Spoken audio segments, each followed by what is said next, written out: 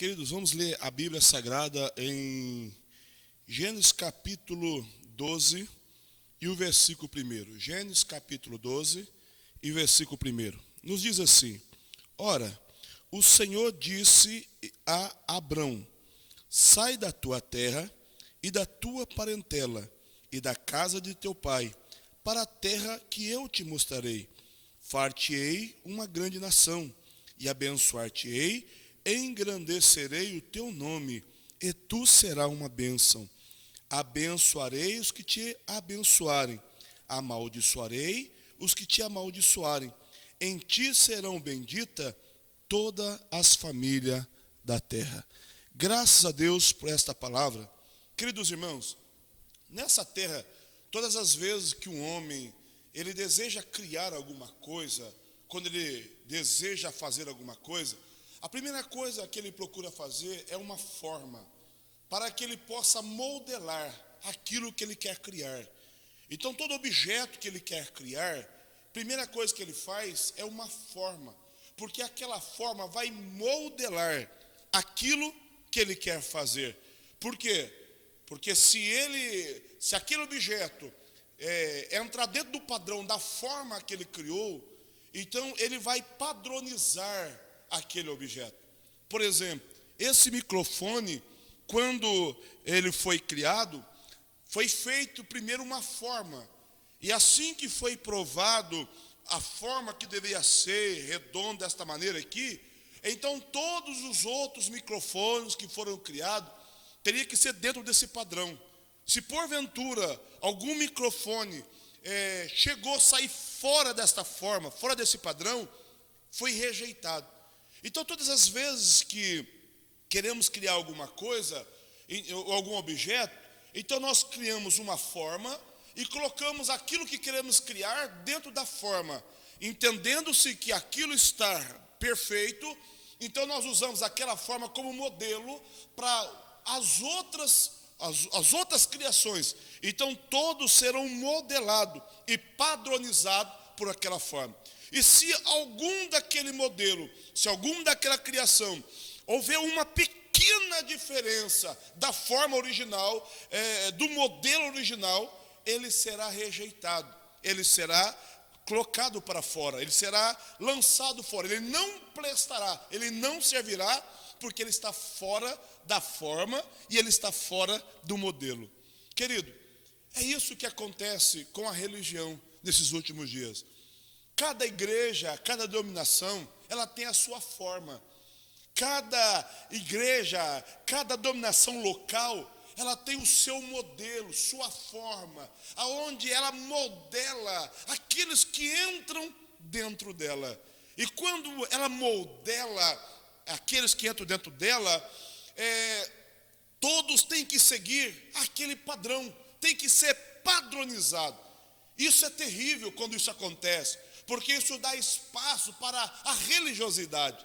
A Bíblia vai nos ensinar que Jesus ele foi rejeitado porque os saduceus, os fariseus, eles tinham uma forma, melhor dizendo, eles tinham um padrão, e Jesus, ele não encaixava dentro da forma e dentro do padrão de agir, de pensar, de comportar e de falar, e por causa disso, ele foi rejeitado, ele foi até morto, porque ele não fazia parte da forma e do formato da visão e da igreja dos saduceus e dos fariseus. Nós sabemos, querido, que cada igreja, ela forma os seus pastores dentro da sua visão.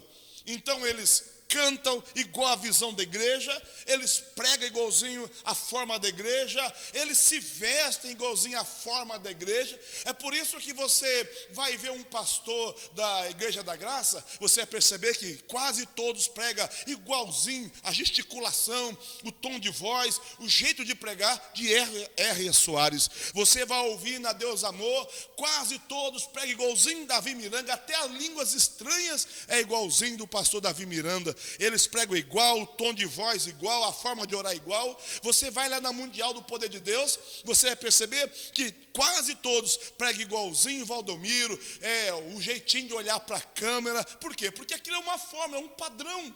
Você vai na Universal, você vai perceber que quase todo mundo prega igualzinho de Macedo, a forma de mexer os dedos, porque é um padrão. A roupa é igual, o jeito de falar é igual, o pensamento é igual.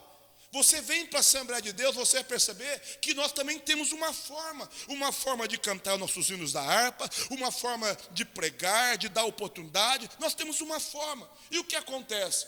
Quando alguém vem de fora, ou quando alguém está dentro da igreja, e ela está fora da forma da igreja, fora do padrão da igreja, fora do modelo da igreja, a visão igreja local, essa pessoa ela será rejeitada, essa pessoa será colocada de fora, ela não poderá fazer parte da congregação, porque ela está fora do padrão, ela não se encaixa dentro do padrão, e tudo aquilo que não se encaixa do padrão sempre será rejeitado. É por isso que nas escolas tem muito tal do bullying. Por quê? Porque geralmente as pessoas que sofrem bullying são as pessoas que são diferentes dos demais. É alguém que tem óculos e os outros colegas não têm. É alguém que é asiático, tem o olhinho puxadinho, os outros não têm. Então ele é o diferente na sala. Ele é o único olho puxadinho, ele é o único que usa óculos. Ele é o único negro numa classe de branco, ele é o único branco numa classe de negros. Então ele é diferente, então ele vai ser rejeitado, vão colocar apelido. E durante todo o ano escolar, eles vão mexer, vão provocar ele, porque ele é diferente. Ele não será aceito ali naquele grupo social, porque ele não é igual, ele não está dentro do modelo, ele não está padronizado, ele não está dentro da forma. É o que acontece hoje com os ministérios. Por que muitos ministérios brigam hoje? Porque há muitos choques dentro da igreja. Porque há muitos pastores atacando outros ministérios. Porque cada um defende a sua forma. Alguém diz, esta é a forma correta, é assim que uma igreja tem que adorar a Deus, é assim que tem que se pregar, e cada pastor que foi gerado dentro da forma da sua denominação, vai falar como a dominação, vai pregar como a dominação, e vai amar a denominação. E vai dizer que se as pessoas quiserem ser abençoadas, elas têm que participar daquela dominação, porque aquela é a dominação que vai morar no céu, aquela é a igreja onde a mão de Deus está lá. Há um tempo atrás eu estava ouvindo um pastor fazendo um trabalho de libertação no rádio, e ele entrevistando um demônio e dizendo para o demônio, demônio, você está na Batista? E ele dizia, eu estou. Está na Canangular? Eu também estou. Está na Presbiteriana do Brasil? Também estou. Está na Assembleia de Deus? Estou. E você está aqui, demônio? E o demônio dizia, eu também estou. Aí o pastor dizia, mentira, demônio, você não está aqui. Então o que o pastor estava dizendo? Nas outras igrejas, o demônio estava lá, mas na igreja dele não estava, porque a igreja dele era especial, a igreja dele era a igreja santa. Querido, é por isso que o corpo de Cristo está dividido, é a religiosidade. É uma visão somente de igreja, não é uma visão de reino. A visão de igreja, ela não pode ser maior do que a visão do reino de Deus. Porque senão nós nos tornamos religiosos. E com isso, nós vamos fazer o quê? Nós vamos deixar que o diabo entre dentro da igreja e cause o que está acontecendo nessa tragédia. Porque hoje, quando a pessoa aceita Jesus como seu Salvador, e ela vem para a igreja, ela diz, pastor, eu gostei, eu quero servir Jesus aqui. Então a primeira coisa que a liderança faz, muito bem, se você quiser servir Jesus nesta igreja, então você vai ter que fazer isso, fazer esse outro, fazer aquilo outro, você não vai poder mais fazer isso, e começa a encher a cabeça dele com regra, dizendo, se você quiser ser membro desta igreja, você vai ter que viver assim. Não, querido, não é isso, não é esta a resposta que temos que dar para a pessoa que está vindo para dentro da casa do Senhor, não é assim, se você quiser fazer parte dessa igreja, você vai ter que viver desta maneira, não, se você quiser entrar no céu, a sua vida deverá ser a partir de agora desta maneira, uma vida regrada, uma vida de santidade, uma vida de renúncia, abster-se das coisas pecaminosas, cuidado com a corrupção dos olhos, corrupção da carne. Então hoje parece que é mais importante fazer parte do modelo da igreja igreja é mais importante as pessoas se encaixar dentro do padrão da forma da igreja do que as pessoas se encaixar no padrão do céu, porque nem sempre o padrão da igreja será o padrão do céu. Porque na igreja a gente inventa muitas coisas para alguém poder participar dela. Alguém diz: olha, para você poder parar, para você ser membro dessa igreja, você não pode fumar, você não pode beber, você não pode roubar, você não pode adulterar, você não pode fazer isso, se não pode fazer aquilo outro, você não pode fazer outro. Então às vezes as pessoas aceitam Jesus como Salvador e elas, na sua simplicidade, sentem a presença de Deus. Então elas ouvem aquilo, e como elas não quer perder aquela presença, ela acaba aceitando isso, e elas acabam deixando de praticar todas essas coisas, porque a igreja exige que para poder ser membro dela, participar com ela, ser batizado, cantar no grupo de jovens, no ciclo de oração, até mesmo para ser obreiro, a pessoa não poderá praticar isso mais, e as pessoas deixam de praticar essas coisas. Mas só que tem uma coisa: elas deixaram de praticar porque elas foram modelados pela igreja, pelas regras da igreja. Elas não foram libertas, porque a palavra de Deus diz em João 8,32: se a palavra vos libertar, se a palavra entrar dentro dos vossos corações e libertar-vos dos vossos desejos de pecado, então verdadeiramente serei livre. Não é a igreja te libertar, mas a palavra te libertar. Deixa eu lhe dizer uma coisa para você: você é liberto não é quando você deixa de fumar, quando você deixa de beber, quando você deixa de roubar, ou quando você deixa de prostituir, quando você deixa de fazer as coisas erradas que você fazia. Isso não significa que você é liberto, mas você verdadeiramente é liberto é quando a palavra de Deus entra dentro de você. A palavra entra como martelo para quebrar, entra como espada para cortar, entra como bálsamo para poder sarar, e entra como água para lavar. Ela arranca do seu coração o desejo pelo pecado e gera nojo no seu coração. Eu sou livre não é quando eu paro de beber, mas é quando eu passo a odiar a bebida. Eu sou livre não é quando eu paro de adulterar, mas quando eu passo a odiar o adultério. Eu sou livre não é quando eu paro de roubar, mas é quando eu passo a odiar essas coisas. É aí que eu sou livre de verdade, porque tem um punhado de pessoas que foram modeladas pela igreja, que não comete mais essas coisas, mas dentro do seu coração está cheio de adultério, cheio de inveja, cheio de raiva, cheio de ira, cheio de cólera, cheio de tudo que não presta, mas elas não praticam com as suas obras, mas no seu coração está cheio. Então ela é uma pessoa escrava. Ela foi liberta pela igreja, mas não foi liberta pela palavra. E por quê? Porque a forma da igreja, ela modelou aquela pessoa, e então ela anda com a roupa da igreja, ela veste a roupa da igreja, melhor dizendo, ela anda igualzinho a igreja diz que tem que andar, ela fala igualzinho a igreja diz que tem que falar, ela levanta a mão igualzinho a igreja diz que tem que levantar, mas a palavra diz: se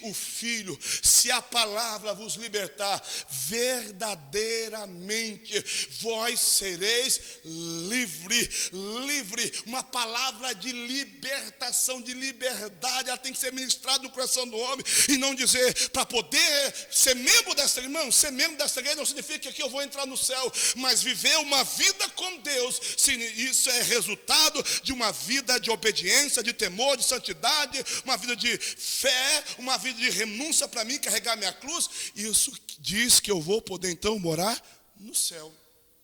Então as igrejas hoje, elas padronizam, e todos têm que agir desta maneira.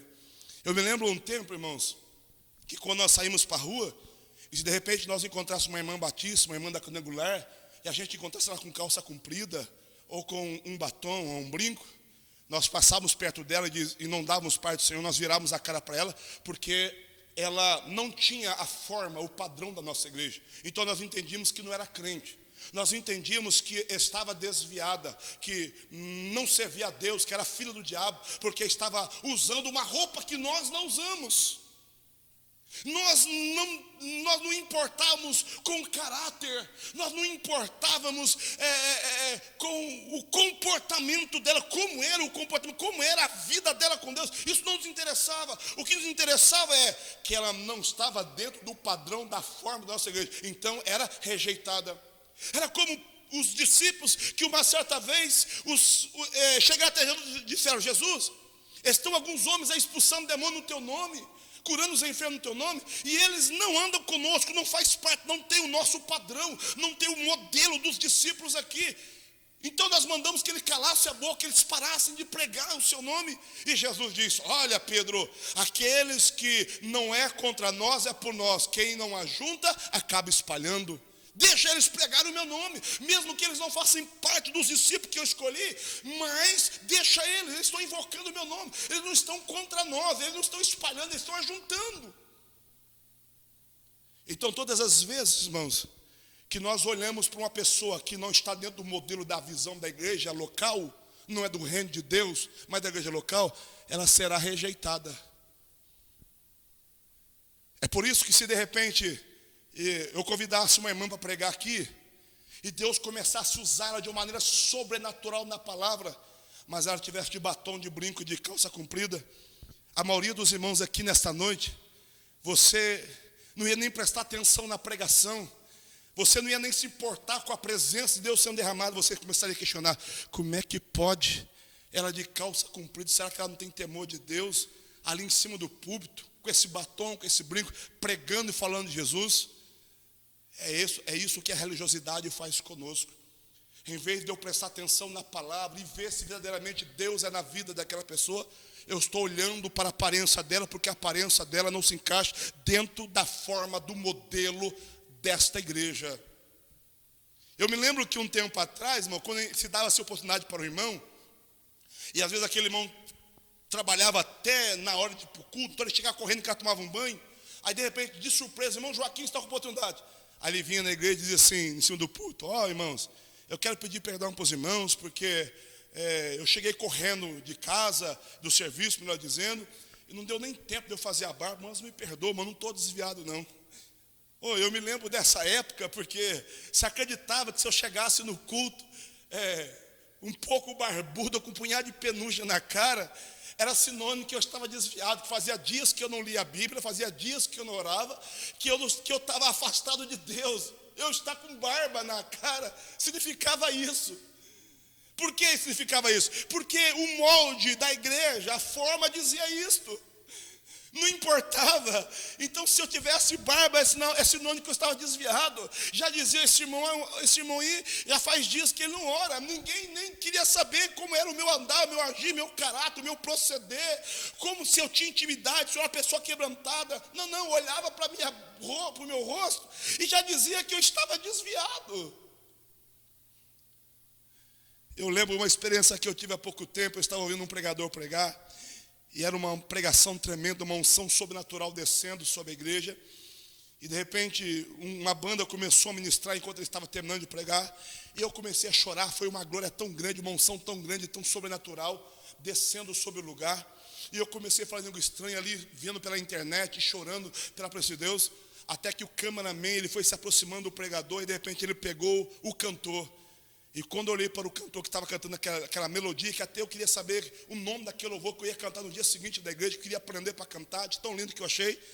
Quando eu olhei, eu vi para aquele cantor, o cabelo dele era maior que o da minha esposa. Na mesma hora eu parei de orar, parei de adorar a Deus, parei de dar glória ao Senhor, e fiquei pensando, como é que pode um homem cabeludo desse, cantando, adorando a Deus, e para poder me quebrar o resto, irmão, a câmera se aproxima mais do rosto dele. Aí eu vi ele com um brinco na orelha, aí foi a gota d'água. Até eu não ver aquilo, eu sabia que era Deus na vida daquele homem, eu sabia que Deus estava usando aquele homem, aquele louvor era de Deus, era algo sobrenatural. Mas depois que eu vi aquilo acabou para mim, irmão. Sabe por quê? Porque a forma a qual eu fui formado diz que aquilo ali está errado. Então ele não é meu irmão, eu tenho que rejeitar ele. Acabou toda a espiritualidade que estava dentro de mim. É por isso que as igrejas vivem combatendo uma com a outra. Porque a de lá não tem um modelo, não tem a forma daqui, ela não é padronizada igual, então vai ser rejeitada. É por isso que há muitas confusões, porque às vezes sai um crente pentecostal, vai para uma igreja tradicional, ele vai ter problema lá, porque a forma lá é diferente. O modelo lá é diferente.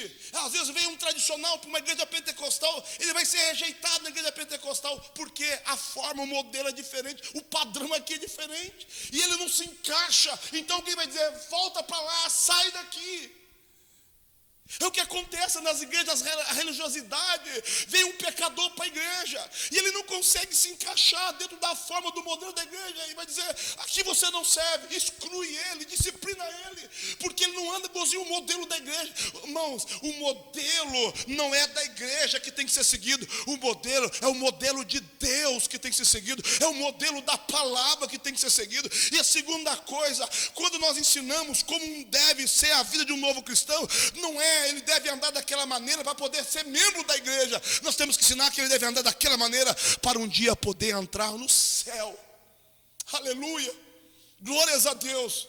O mais importante não é se encaixar dentro da forma da igreja. O mais importante é se encaixar dentro do modelo de um cidadão do céu.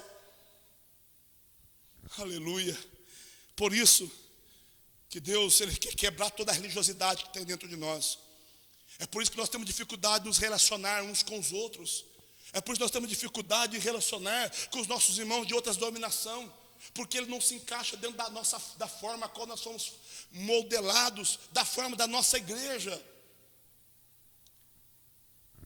Mas o que Deus quer nesta noite, irmãos, é que nós saímos deste modelo arcaico, gerado muitas vezes por homens, entramos dentro do modelo bíblico de Deus, que é o modelo de reino de Deus. Mesmo que o irmão de outras denominações, eles não são como nós, porque Deus nos chamou para ser assim, mas eles não são como nós, mas eles são nossos irmãos. O texto que eu acabei de ler, irmão, vai falar de quando Deus mandou que Adão e Eva se multiplicassem. Adão e Eva havia sido expulso do jardim do Éden, e agora a nação, os filhos se multiplicaram de uma tal forma, eles se afastaram de Deus. Deus resolveu destruir a terra por causa disso, e agora Deus poupa a Noé, sua esposa, seus 3 filhos, as suas 3 noras. E a Bíblia vai dizer, querido, que depois que Deus manda o dilúvio, mata todos os homens, Noé agora sai da arca, e a primeira coisa que Noé faz é levantar um altar de adoração a Deus. E ele chama os seus filhos para poder adorar ao Senhor em volta do altar. Ensina a importância do altar, de oferecer algo a Deus. E agora os filhos vão crescendo em volta do altar, e eles vão se multiplicando, vão gerando filhos, vão gerando netos, bisnetos, tataranetos. E de acordo com que eles começam a crescer, cada um começa a procurar o seu rumo, e eles vão saindo. E de acordo com que eles vão saindo, eles deixam o altar que o tataravô, o bisavô, o avô, o pai criou, para poder eles adorar o Senhor. E eles vão se afastando do altar e vão indo, formando nações, mas deixando o altar de adoração. E aqui eles começam a declinar, eles começam a fracassar novamente, eles começam a se afastar de Deus, porque eles esqueceram, irmão, da lição mais importante que Noé havia ensinado. Todo homem tem que ter um altar. Você sabe que quando a gente vai fazer vamos fazer um acampamento, a gente aprende que é muito importante você fazer uma fogueira, porque a fumaça da fogueira vai espantar os pernilongos, a fogueira vai te aquecer na noite, e ainda vai espantar as feras. Foi por isso que quando Paulo chegou na ilha de Malta, tacou fogo nos gravetos, uma serpente saiu dos gravetos, porque o fogo fez a serpente se revelar. Então nós sabemos que quando nós estamos perto da fogueira, nós sentimos o quê? O calor. Nós somos aquecidos, mas de acordo com que você vai se afastando da fogueira, você percebe que vai entrando uma frieza no nosso coração, no nosso corpo, e você vai ficando gelado. É a mesma coisa o altar. Enquanto nós estamos diante do altar de adoração, nós somos crentes avivados, pentecostais, somos amantes da palavra, amante de uma vida de simplicidade, de humildade, de quebrantamento, mas de acordo que nós vamos afastando da vida, do altar, e o altar aqui vai falar de duas coisas. Primeiro, fala de adoração. Segundo, fala da palavra. De acordo que nós vamos deixando de viver uma vida de adoração, e de acordo que nós vamos deixando de viver uma vida de palavra.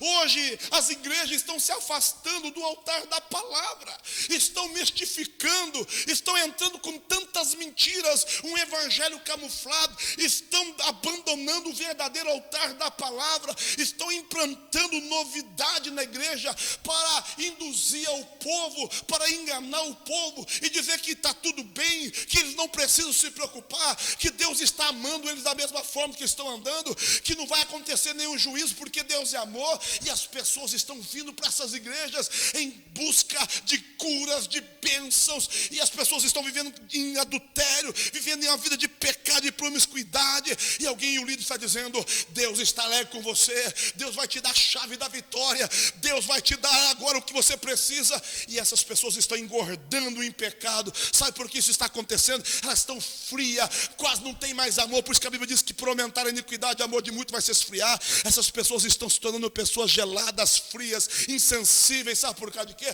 Porque elas estão se afastando do altar da adoração e do altar da palavra de Deus, a palavra que liberta, a palavra que transforma. E se o Filho vos libertar pela palavra, verdadeiramente vós sereis livres.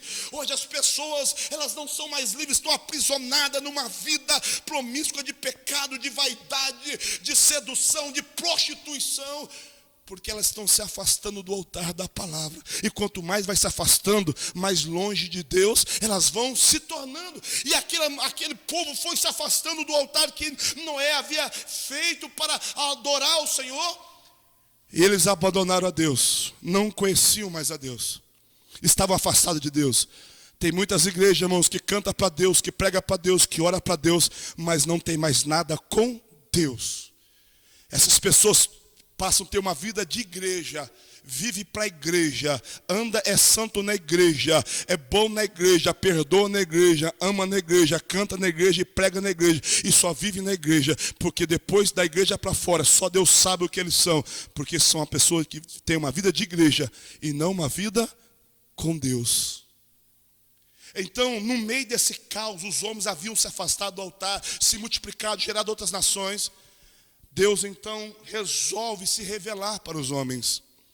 Deus queria trazer os homens para Ele novamente, para o altar da adoração, para o altar da obediência à palavra. Então Deus resolve escolher um homem para poder fazer isso. Esse homem era Abrão. E Deus disse para ele: sai da tua parentela e vai para uma terra que eu te mostrarei, e será bendito, eu vou te abençoar, sua descendência. Quem te amaldiçoar, eu vou amaldiçoar. E quem te abençoar, eu vou abençoar essas pessoas. Só que tem uma promessa maior ainda: em ti todas as nações da terra serão benditas. Deus está dizendo: Abraão, sai da tua parentela, larga tudo, Abraão, para me seguir. Ande comigo, não ande com a igreja, ande comigo. E eu vou te abençoar, Abraão, eu vou te enriquecer. Você vai ser um dos homens mais conhecidos da terra. Mas eu vou fazer isso, Abraão, não é por você, mas por causa das nações que vão saber do meu amor, conhecer a minha grandeza, o meu poder, através das bênçãos que eu vou te dar. Esses homens saberão que existe um Deus no céu, saberão que existe um Deus que se ira contra o pecado, mas que se abranda, que se apaixona para um pecador que se arrepende. Eles saberão que existe um Deus no céu, que é o Criador dos céus e da terra, que tem poder sobre todas as coisas, e eles voltarão para mim através do seu andar, através daquilo que eu vou fazer na tua vida, das bênçãos que eu vou te dar, e através de você todas as nações serão abençoadas. Isso é visão de reino. Sabe por que Deus levantou o ministério de Taubaté nessa cidade de Dona Eusébia? Não foi para poder ser a igreja, a maior igreja dessa cidade. Não foi para ser a melhor igreja dessa cidade, a igreja a maior, a melhor, a que tem mais poder, a que tem mais fogo. Deus levantou esse ministério para poder abençoar a cidade de Dona Eusébia e abençoar os outros ministérios que estão aqui. Deus, Ele quer abençoar você. Deus, Ele quer prosperar você. Deus, Ele que é derramada a unção de uma maneira tão sobrenatural sobre a tua vida, que isso vai alcançar toda a Dona Eusébia. Através de você, essa cidade virá a Cristo. Através deste ministério, as outras igrejas também serão despertadas e serão abençoadas. Nós não estamos aqui para competir, nós não estamos aqui para poder descobrir qual é a igreja que tem mais poder, qual é a igreja que tem mais membro, qual é a igreja que cai mais demônio, qual é a igreja que tem mais milagre. Nós não estamos para isso. Isso é uma mentalidade de religiosidade, porque os saduceus brigavam com os fariseus, cada um dizendo: nós somos melhor do que vocês. Irmão, nós estamos vivendo essa religiosidade. Alguém está dizendo: é esta igreja que tem mais poder, porque nós estamos mais perto do molde de Jesus. Não, essa igreja que tem mais unção aqui, que expulsa mais demônios. Estão competindo entre si para ver qual é a melhor igreja. Deus não nos levantou para poder competir com nenhum ministério aqui. Deus não nos levantou simplesmente para encher esse lugar com pessoas, mas Deus nos levantou para podermos abençoar essa cidade, para levar essa cidade ao arrependimento, para levar as igrejas ao despertamento. Nós somos canal de bênção para a cidade e para todos os ministérios que estão aqui, porque Deus chamou Abraão, diz: Abraão, em ti serão benditas a sua descendência. Por causa da sua descendência, o andar da sua descendência comigo vai abençoar a nação da terra. Deus te chamou para abençoar essa cidade. Deus te chamou para abençoar os homens, as mulheres dessa cidade. Deus chamou esse ministério para poder abençoar os ministérios dessa cidade. Nós somos chamados para isso. Visão de reino. Nós estamos aqui para abençoar. Nós estamos aqui, não é para encher a igreja, mas é para encher o céu, para abençoar os outros ministérios. Não importa aonde o Joaquim e a Débora vai congregar, o que importa é que ela se arrependa dos seus pecados e tenha uma vida de preparação para um dia entrar no céu. Ela vai ser preparada dentro dessas igrejas, porque cada igreja, Deus tem levantado um líder para poder preparar essas pessoas. Assim como Damasceno Eliezer, ele foi buscar uma esposa para Isaac, e quando ele chegou na casa de Rebeca, a Bíblia diz que ele adornou ela, deu veste, deu perfumaria, deu joia. Ele preparou aquela mulher para poder encontrar com o seu futuro esposo. É assim a nossa função aqui na terra. Nós estamos preparando pessoas aqui, nós estamos adornando com a ajuda do Espírito Santo, porque a joia quem dá, a roupa quem dá é Ele, a joia quem dá é Ele, o perfume quem dá é Ele, e nós simplesmente vamos trocando a noiva do Cordeiro para um dia ela poder se encontrar com o Senhor. Aleluia! Oh, Ramachuri Amacala Manteca Manda Sub. Aleluia! Aleluia! Então Deus, Ele tem levantado esse ministério para isso. Quando Deus levantou a Assembleia de Deus, irmão, há mais de 100 anos atrás, já estava aqui a igreja presbiteriana e a igreja batista. Deus não levantou a Assembleia de Deus para poder competir, irmão, com essas igrejas. Deus levantou a igreja, a Assembleia de Deus, para poder abençoar elas também, para poder, irmãos, abençoar o Brasil. Mas a Assembleia de Deus, ela foi crescendo, e depois ela foi se inchando, ela foi se tornando arrogante, presunçosa, e chegou um tempo que ela dizia: só podia entrar no céu quem fosse assembleando, só quem estava dentro do modelo, só quem se comportava dentro do padrão da Assembleia de Deus. Fora da Assembleia de Deus não tinha salvação. Era assim que, e os outros crentes de outras denominações era menosprezado, era rejeitado, era chamado de demônio, era chamado de desviado, que eles não tinham parte do reino de Deus. Para poder ter parte do reino de Deus, tinha que ser da Assembleia de Deus e tinha que estar dentro do modelo. Não bastava estar dentro da Assembleia, mas tinha que estar dentro do modelo. Esse não era o projeto de Deus, é a visão de igreja, uma igreja religiosa, mas a visão de Deus era de reino. Deus levantou a Assembleia de Deus, Daniel Berg, para vir aqui, para abençoar a nação brasileira, para abençoar as igrejas que já estavam aqui e as que ainda iam entrar neste lugar. Mas ao passar do tempo, nós temos visto nossos líderes arrogantes, gordos, de pronta presunção, arrogância e soberba, homens que têm saqueado a noiva do Cordeiro. A gente vê tantos líderes aí, irmão, que andam nos seus iates, nos seus navios, nas suas ilhas, nas suas mansões, enquanto eles estão sugando aquele obreiro que está lá no campo, que está lá na roça, que está na zona rurícola, que está naquela cidadezinha pequenininha, passando dificuldade. E aqueles líderes ali, agarrado com o público, dizendo: aqui ninguém me tira, ninguém me arranca, apaixonado, dizendo: eu sou dono da igreja, mandando e determinando quem vai para o céu e quem não vai. Hoje nas igrejas nós temos visto, se excluem com uma facilidade, disciplinam com uma facilidade, diz, você vai para o inferno. E ele ainda diz, eu tenho zelo pela obra de Deus, eu tenho zelo pela casa de Deus, Deus me levantou para zelar pela igreja. Querido, o zelo de um líder não é pela placa, não é pelo nome da dominação. O zelo, a obra de Deus não é a igreja, a Assembleia de Deus. A obra de Deus é os membros da Assembleia de Deus, é você. O meu zelo não é com o nome da igreja, não é com o templo, mas o meu zelo é com você. Zelar é cuidar, é velar. É minha função zelar e cuidar para que o diabo não roube a sua alma, para que o diabo não engane você, para que o diabo não tome você das mãos do Senhor. Isso é zelar, e não zelar pela placa da igreja. E alguém dizer, você vai ser disciplinado porque você pecou, e se eu permitir você ficar aqui, você vai manchar o nome da igreja, então saia para fora da igreja. E era disciplinado, e um punhado de religiosos passava perto daquela pessoa que pecou, e olhava e dizia, você é um rejeitado, você não faz parte do modelo, da forma do nosso ministério, e virava as costas para essas pessoas. E quanto dessas pessoas foram para o inferno em prol de um título de zelo pela casa e pela obra de Deus. A obra de Deus não é quatro paredes, a obra de Deus sou eu. Se você tem que zelar por mim, eu tenho que zelar pela sua vida. Deus levantou Abraão. A salvação não era para Abraão, irmão. Deus não queria somente abençoar Abraão. Deus começou por Abraão, mas ele queria alcançar toda a terra. A salvação não é só para você. Deus não está te abençoando você porque você é bonitinho, porque Deus tem dó de você. Deus está te abençoando você, irmão, é por causa dessa cidade.